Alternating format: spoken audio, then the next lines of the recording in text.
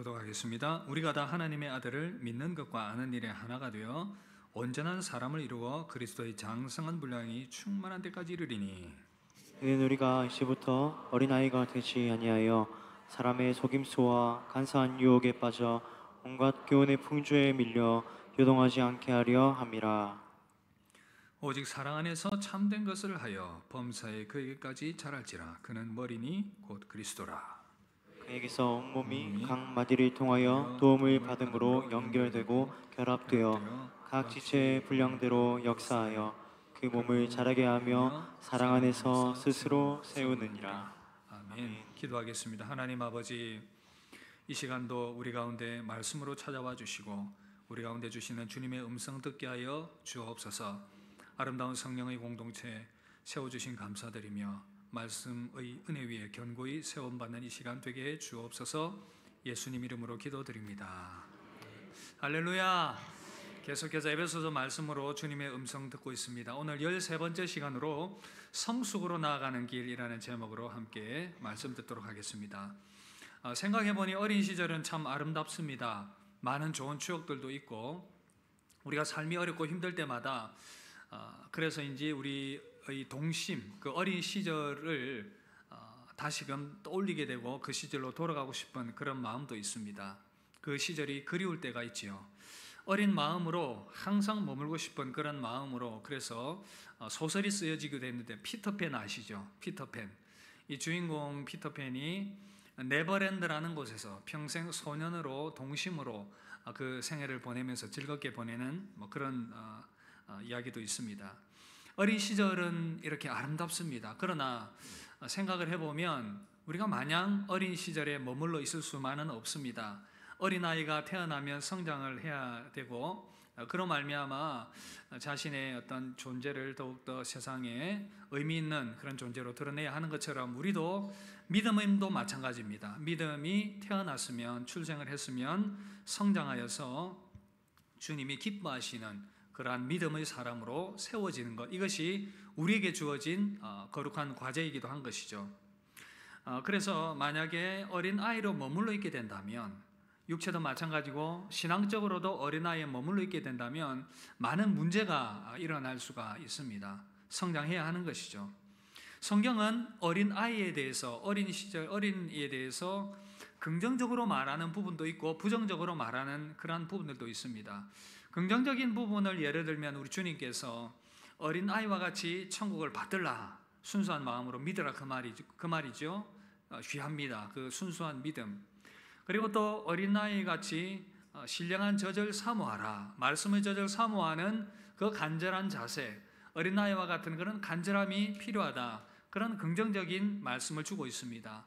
그런데 오늘 말씀에서 보니까 이 어린아이에 대해서 긍정적인 면이 아니라 부정적인 면을 이야기를 하고 있습니다. 바로 미성숙함입니다.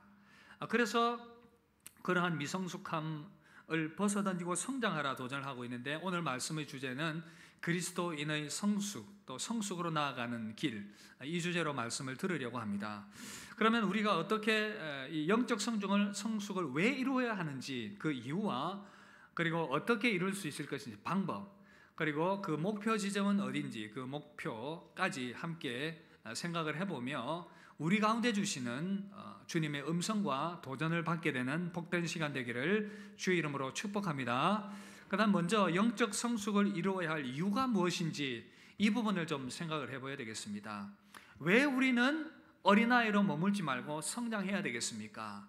두 가지로 말씀을 드리면, 먼저는 신앙 공동체적인 관점에서, 또 하나는 개인적인 관점에서 성숙이 이루어져야 된다, 그렇게 보고 있습니다. 왜 그러냐? 먼저는 신앙 공동체적인 관점에서 보면 신앙 공동체 안에서 성숙함이 있어야 참으로 그 공동체 안에서 유익이 되고 공동체가 힘을 얻을 수가 있기 때문이죠. 14절에 우리는 이제부터 어린아이가 되지 아니하며, 어린아이로 쓰인 이 단어가 네피오스라는 단어인데 유아기나 사춘기 이전의 아이를 말하는 것입니다. 장 피아제라고 하는 교육학자가 있어요. 이제 이분이 어린이의 발달 심리에 대해서 많은 연구를 했는데 참 교육학계의 큰 별과 같은 인물입니다. 그래서 어린 시절의 특징, 이 발달의 심리, 2세에서 7세 정도 사이에 있는 아이들이 특징을 여러 가지로 많이 정리를 했는데 너무 많아서 중요한 두 가지만 말씀과 관련해서 소개를 해드리면 이제 이런 내용입니다. 어린아이는 자기중심성이 특징이라고 합니다. 자기중심성. 무슨 말을 해도 자기중심적으로 이해하고 생각하고 해석하고 받아들이는 겁니다. 예를 들면 이런 것입니다. 유치원 아이를 둔 어머니가 아이와 대화를 합니다. 이런 내용이죠. 주일학교에서 뭘 배웠어? 엄마가 묻습니다. 그럼 아이는 이렇게 대답을 하지요. 엄마, 과자를 먹었어. 과자를 먹었대요. 예수님에 대해서 뭘 배웠지? 초콜릿 과자야. 이해가 되시죠? 엄마는 지금 주일학교에서 뭘 배웠고 예수님에 대해서 뭘 배웠냐고 했는데 이 아이는 과자에 꽂혀 있어요. 과자 먹었다. 그 과자는 초콜릿 과자였다. 엄마 말 생각도 안 하고 자기가 가지고 있는 그 생각들 거기에 갇혀 있습니다. 자기 중심적이라는 얘기죠. 여러분들이 수준 테스트를 하겠습니다. 묻습니다. 여러분 태양이 왜 떠오릅니까? 수준 맞춰서 해볼까요? 얘들아 태양은 왜 떠오르지? 엄마가 이렇게 묻습니다. 어떻게 대답하시겠어요? 과자가 맛있었어요? 비슷한 수준입니다. 우리 집사님은 아이와 비슷한 수준입니다. 이렇게 얘기하면 아이들을 이렇게 얘기한다고 합니다. 내가 나가서 놀기 좋기 때문에 태양이 뜨는 거야. 태양이 뜨는 이유는 날씨가 맑아야 내가 놀기 좋기 때문에 태양이 뜬다고 생각합니다. 혹시 여러분 중에 태양이 떠야 내일 우리 단합대회 가지 이렇게 생각하면 거의 이 유치원 수준과 동일하다 이렇게 이해를 하시면 되겠습니다. 이 자기 중심성이죠. 아이들에게서 나타나는 특징입니다. 또 하나만 더 소개하면 이 가역성의 부족이다 그런 표현을 쓰는데 바꾸어 생각하는 능력이 없습니다. 이것이 이렇게 되고 이것이 이렇게 되는, 쉽게 말해서 찰흙이 호떡 모양으로 되고 이 호떡 모양이 공으로 바뀌어지는 이제 이 변화들을 잘 받아들이지 못합니다. 가역적 사고의 제한이다 이런 표현을 쓰는데 쉽게 말해서 입장 바꿔 생각하지 못한다는 거예요. 이것을 우리 신앙에 적용을 시키면 참 큰 의미가 있습니다. 여러분 우리 삶을 한번 가만히 돌아보시면 가정에서 일어나는 문제들, 부부싸움과 자녀들과의 관계들 다 생각해 보면 여기에 걸려 있습니다. 내가 배려받아야 되고 내가 사랑받아야 되고 내 의견이 받아들여져야 되고 부모도 마찬가지고 자녀도 마찬가지고 부부간에도 마찬가지고 그러다 보니까 항상 싸움이 일어납니다. 내가 먼저 존중받고 인정받고 받아들여야 되고 자기중심적이죠. 교회는 어떻습니까? 어린아이와 같은 성도들이 많으면 교회가 참 많은 문제가 있습니다. 여러분 복잡하게 생각할 것 없고 항상 자기 편의주의, 자기중심적으로 생각하다 보니까 문제가 일어나는데 실제적 상황을 예를 들어 보면 여러분 주일에 처음 들어오면 제일 먼저 하는 게 이제 차를 가지고 주차하는 것 아닙니까? 주차 요원들이 참 많은 수고를 하고 있는데 어떤 분들은 여러분 중에 그런 분이 없으리라고 저는 생각하는데 내가 꼭 주차해야 되는 그 자리가 있어요. 거기를 양보하지 않습니다. 그리고 주차 요원들의 이 지시를 잘 안 따라요. 내가 원하는데 꼭 돼야 되니까. 그러다 보니까 문제가 생기고 주변 사람들이 불편함을 느끼게 됩니다. 왜 그렇습니까? 자기중심적인 내가 편해야 되기 때문에. 이것뿐이겠습니까? 전도회 안에서도 대화를 나누거나 사역을 하다가 항상 부딪히는 모습이 뭡니까? 내 중심적으로 내가 원하는 일이 되어지지 않고 내 방법대로 되지 않고 그러니까 막 화가 나는 것입니다. 교회 학교를 섬길 때에도 성가대 안에서도 봉사 일들을 해 나가는데 갈등과 분쟁의 원인은 항상 자기중심적이고 입장을 바꾸어서 생각하는 이 가역성 능력, 이 부족한 겁니다. 그러니까 신앙 공동체 안에 계속해서 문제가 일어나죠.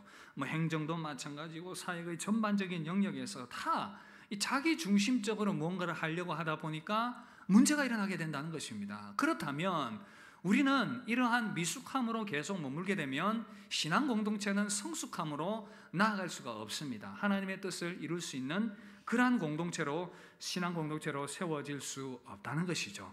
하나됨이 더욱더 어렵게 된다는 것입니다. 그런 이유에서 우리는 성숙해야 됩니다. 아시겠죠? 옆 사람에게 한번 그렇게 격려합시다. 성숙합시다. 째려보지는 마시고, 째려보지는 마시고 우리가 다 부족하기 때문에 성숙해 나가야 됩니다.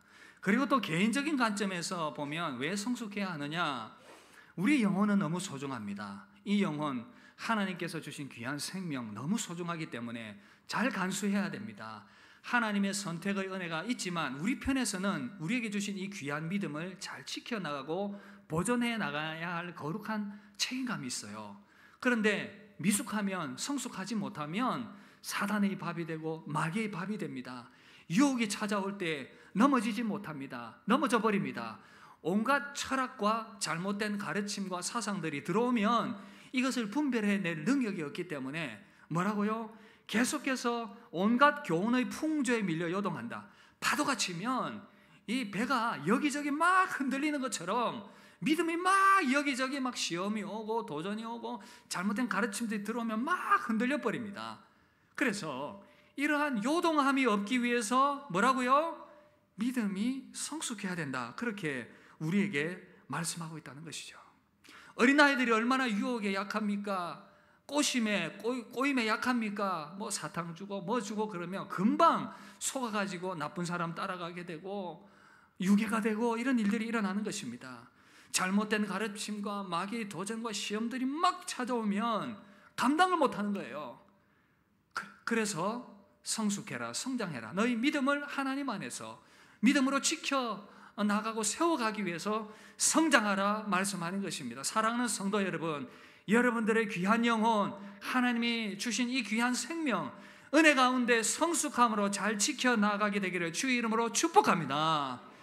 여러분, 왜 성숙해야 된다고요? 두 가지 말씀드렸습니다. 신앙 공동체를 위해서, 여러분들의 믿음을 위해서 성숙하게 되는 여러분 되시기를 바랍니다. 두 번째는, 그렇다면 우리는 어떻게 성숙할 수 있는가? 어떻게 성숙할 수 있는가? 이 질문을 우리가 던져봐야 됩니다. 13절 보시면 함께 읽읍시다. 시작.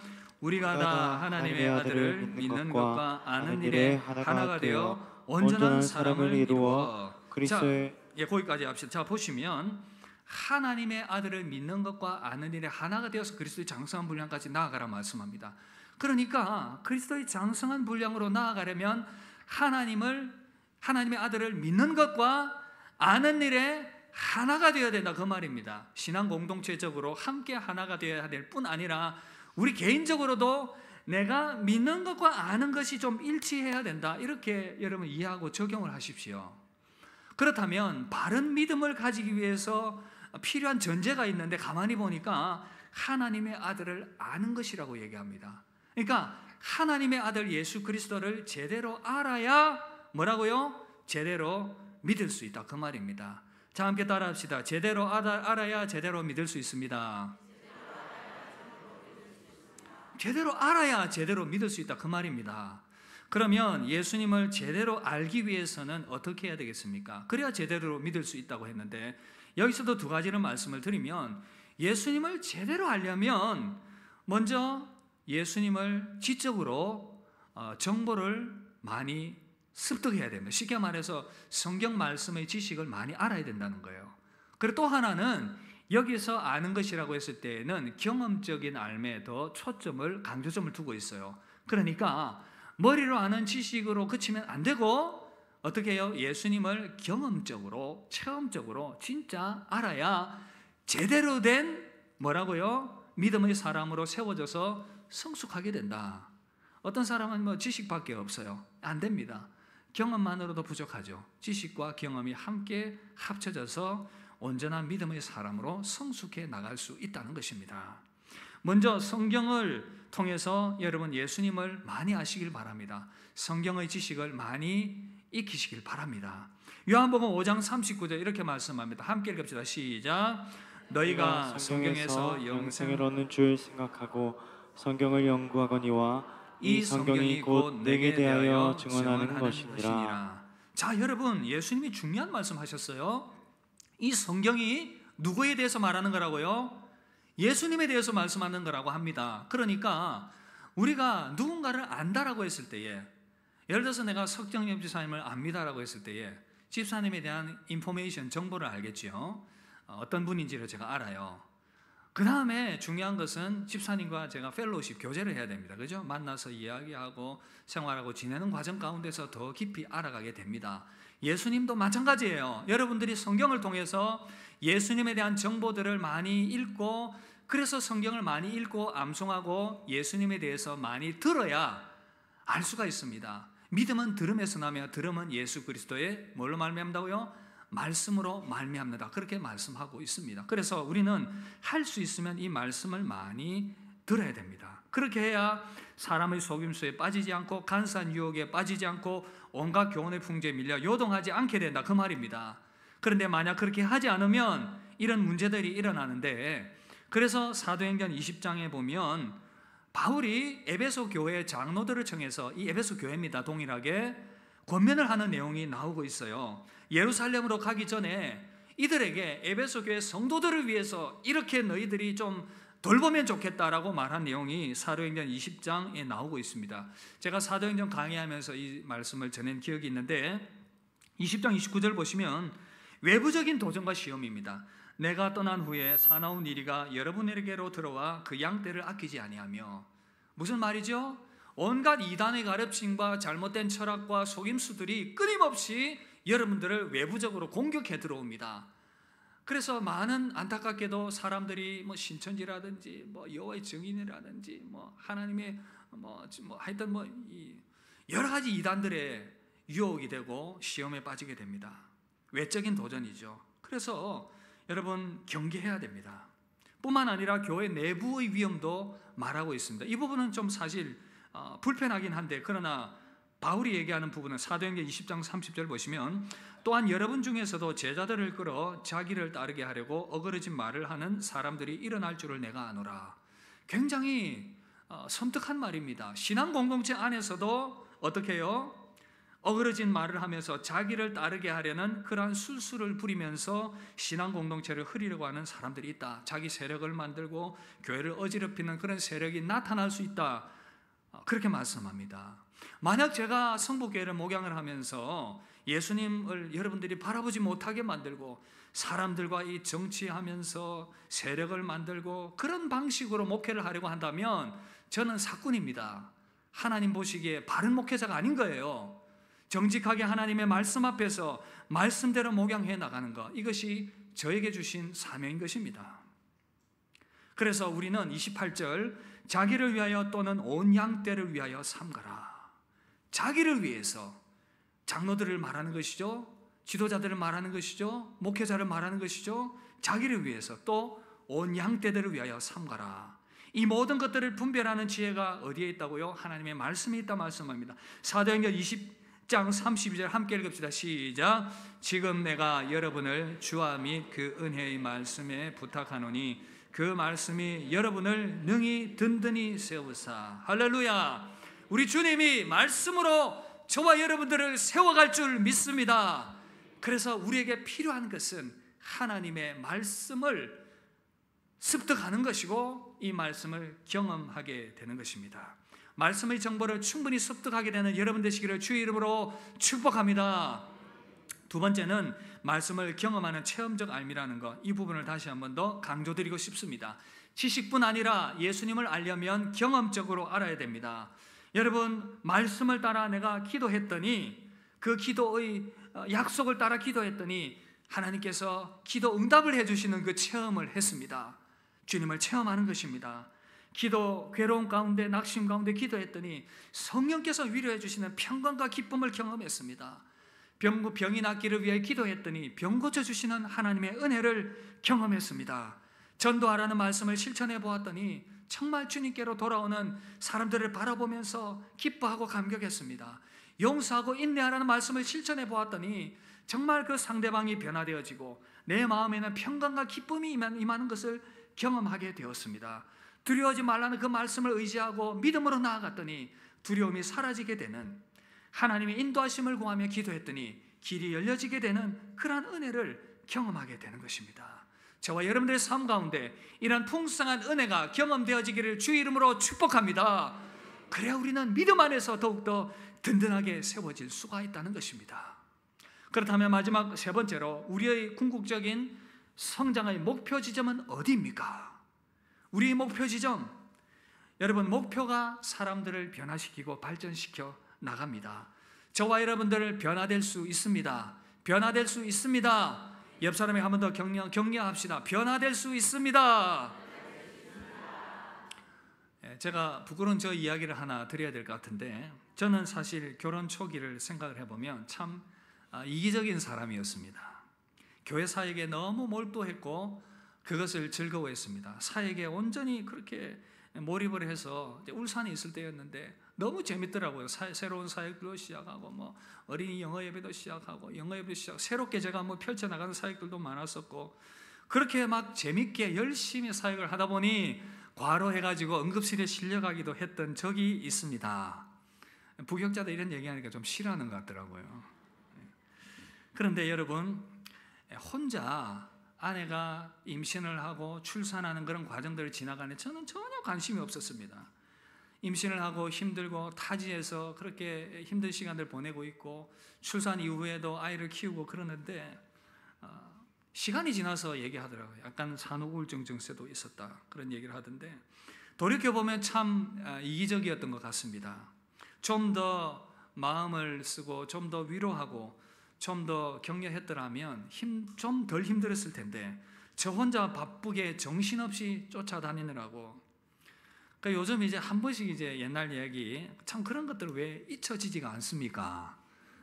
우리 그 부인들 좀 잊어버리세요.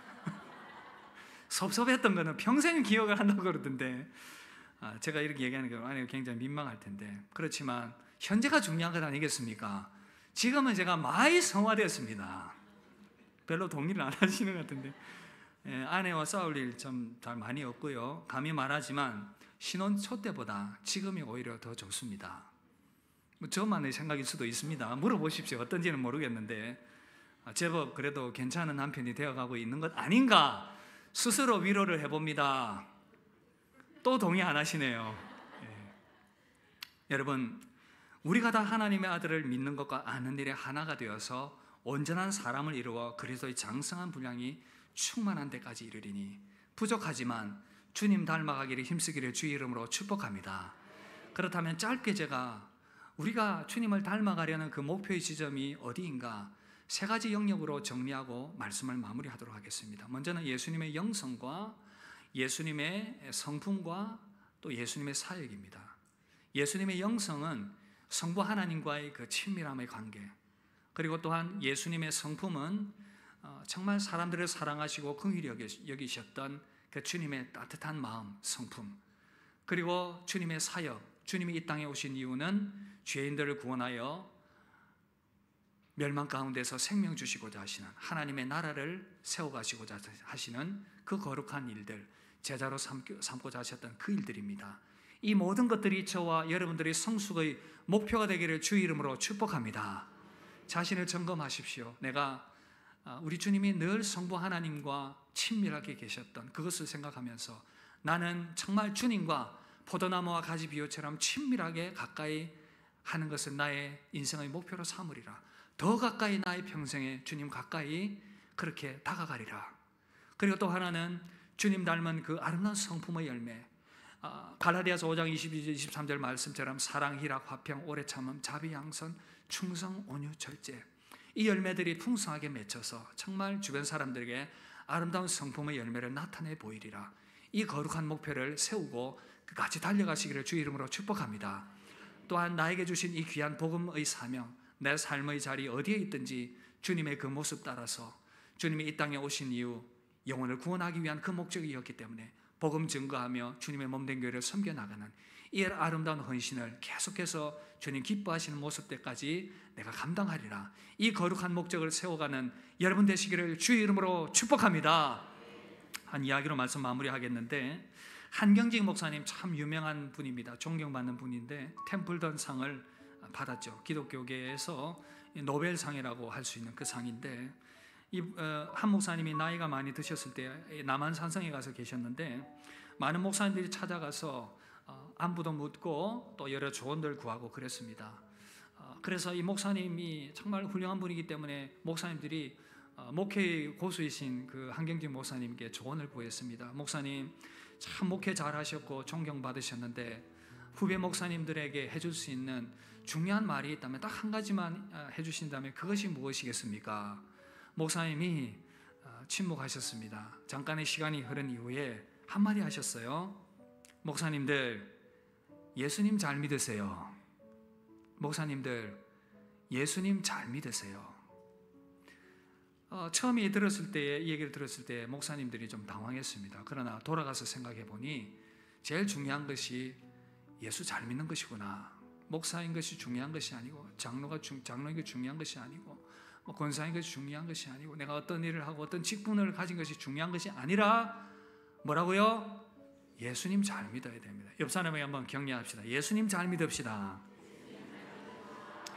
여기에는 많은 것이 포함이 되어 있습니다. 오늘 약속의 말씀처럼, 도전의 말씀처럼 그리스도의 장성한 분량까지 성장하기 위해서 예수님 잘 믿는 저와 여러분 되시기를 주님의 이름으로 축복합니다. 우리 함께 찬양합시다. 우리 하나님의 부르심 이 찬양하고 같이 한번 기도하겠습니다. 우리를 부르신 그 하나님의 부르심, 지금은 부족하지만 하나님이 이루실 그 아름다운 그 미래를 바라보시면서 우리의 세우심을 기억하며 우리 찬양하며 나아갑시다. 하나님의 부르심에는 후회하심이 없네. 내가 이 자리에 선 것도 주의 부르심이라. 하나님의 부르심에는 결코 실수가 없네. 나를 부르신 하나님의 신실하심을 믿네. 작은 나를 부르신 뜻을 나는 알 수 없지만 오직 감사와 순종으로 주의 길을 가리라. 때론 내가 연약해져도 주님 날 도우시니 주의 놀라운 그 계획을 나는 믿으며 살리. 날 부르신 뜻 내 생각보다 크고 날 향한 계획 나의 지혜로 증명 못하나 가장 좋은 길로 가장 완전한 길로 오늘도 날 이끄심인데. 사랑하는 성도 여러분, 하나님께서 우리를 향하신 기대감이 있습니다. 그것은 우리가 그리스도 안에서 장성한 분량으로 성장하는 것입니다. 여전히 부족할 수 있습니다. 그러나 멈추지 마십시오. 우리는 예수님 잘 믿어야 됩니다. 직분이 어떠하든 신앙의 연수가 어떠하든 예수님 잘 믿어야 합니다. 예수님 잘 믿어서 그 그리스도의 장성한 분량까지 성숙하는 것, 이것을 목표로 삼으시길 바랍니다. 여러분들이 하나님과의 그 관계를 더 깊이 하십시오. 여러분들의 성품을 더 아름답게 다듬으십시오. 여러분들의 섬김과 사역을 주님이 기뻐하시는 그 사역의 분량만큼 더 헌신하시고 믿음으로 나아가실 수 있기를 바랍니다. 그럴 때 우리를 통하여서 하나님의 아름다우심이 드러나게 될 것이고 하나님 영광 받으시게 될 것입니다. 우리 이 목표를 생각하며 함께 기도합시다. 주님 더 성숙한 모습으로 성장하는 믿음의 사람 되게 하여 주시옵소서. 우리 합심하여 기도합시다. 하나님 아버지, 감사와 찬양을 주님께 올려드립니다.